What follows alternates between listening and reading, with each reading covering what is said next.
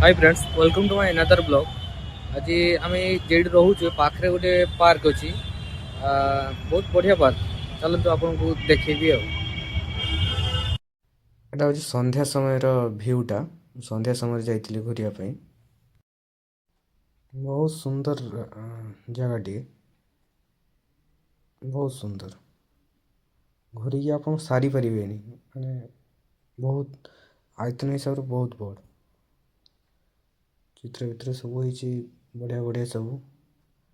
आज तो कंप्लीट मु कर पार्ट टू टा देखी आ जहाँ रही जाइए बहुत बड़।